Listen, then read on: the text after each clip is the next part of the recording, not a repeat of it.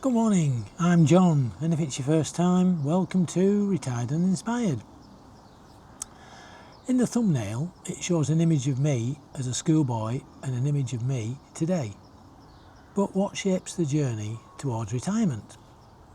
Well, it's usually your whole life history, your experiences to date, and everyone's journey is different. I'll start off by including my employment history, because I think that contributes towards it. My first employment was in the Royal Navy as a radio operator. I learnt the Morse code from my grandfather, who was a signaller in the Second World War. And I graduated and went into the Royal Navy as a radio operator. That was a great profession to be in as a young boy. I joined just before I was 16 years of age, and I spent 9 years in the Royal Navy. But it learnt me discipline, professionalism, teamwork, and it was a great grounding in life. I saw the high society side of life on my travels, and the low side of life on my travels. So it gave me a really good grounding for the future. So that's just the Royal Navy. Then I was also in the police force, which again gave me discipline, professionalism and teamwork. And the bonus from both of them is that I gained a pension from both of those for the future, again going towards my retirement. My employment after that was I was a manager in a Spanish sales property company in the UK, where we did exhibitions. We set up exhibitions in hotels, then flew people over to Spain, to the southern and northern Costa Blanca and the Costa del Sol. And that was, I learned a lot about travel, teamwork, awful lot of teamwork. And obviously everybody was in a happy, joyful mood, because it was sending people to the sunshine. And that usually, or sometimes, would contribute to people's future retirement planning. So then the employment after that came, which my last part of employment was as a funeral service operative. Now you might say, "Oh, that's not a nice occupation to be in." But it learnt me an awful lot about life.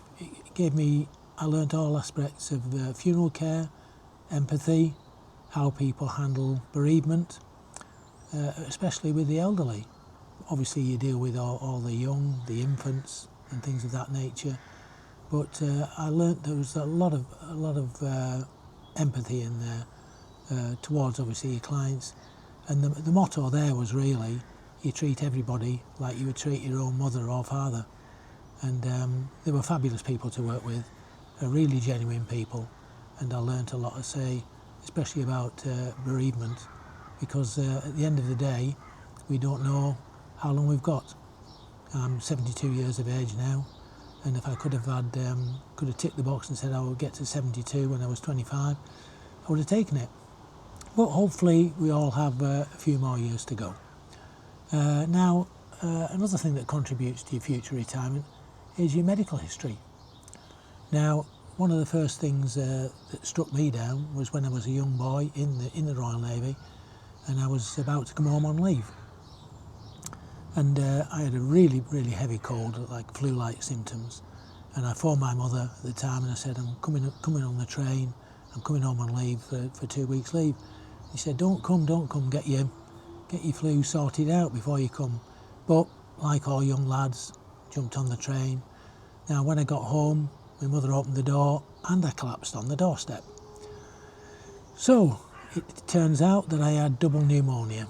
So I was in bed for 2 weeks, and then at the end of that, the naval doctor came round and said, you're going to need to be off for another 2 weeks. And he put me under my local doctor then.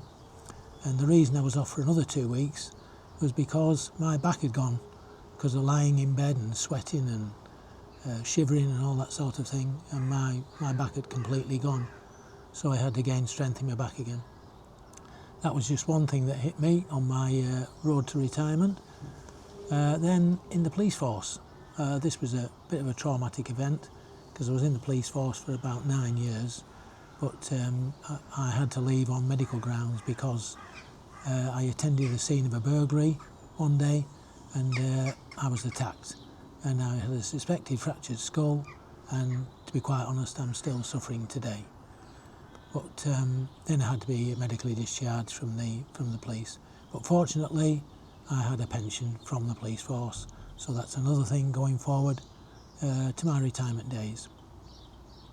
Then another medical event that hit me, a sunny day in the front garden of my mother-in-law's, and we were just having a drink there, and I thought, I'm having a bit of pain, and to be quite frank, it was pain in the anal area, and I thought, after going to the toilet, I thought I'd developed piles, so not a nice thing to have, so I thought I'd better go up to the doctor because it was hurting quite a bit. Anyway, popped up to the doctor's. The doctor got me on the couch and did the old hand in glove job on my rear area, which made me quite painful.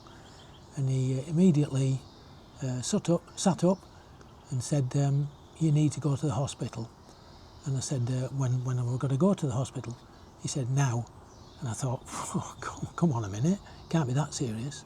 And what had developed was an anal abscess. And apparently if they pop or whatever, then it can cause troubles with your blood and everything. You can get infections and all that sort of thing. So I immediately got on the phone to my family, who were sat on the front still having a beer, and I said, I've got to go to the hospital. And they said, what, when? I said, now. So I had to get in my car and go straight to the hospital. Anyway, that was resolved, but the funny part about it was that when I was recovering, then I had to go under the local district nurses for about 8 weeks.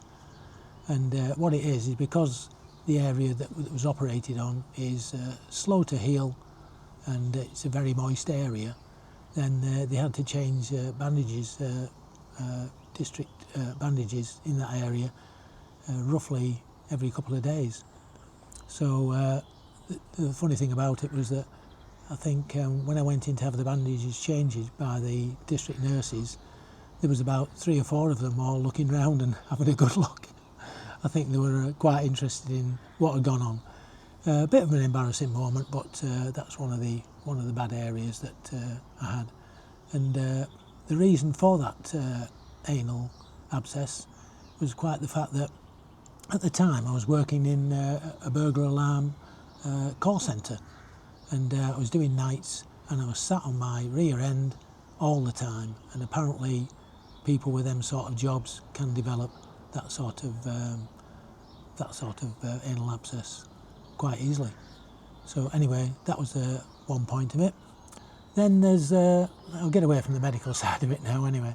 Then there's your genes, which contribute to your future retirement. You've got to look at your family history. My grandfather died at 84, grandmother at 86, my mother at 92. My father was only 43, however, he died of something rather unusual. He went into hospital to have some deep-rooted teeth. He had to have all his teeth out to have artificial teeth in. And when he went in, he had the operation. Then he was sat up in bed. He came round from the anaesthetic. The nurse turned around to speak to him. Next minute she turned round and he died.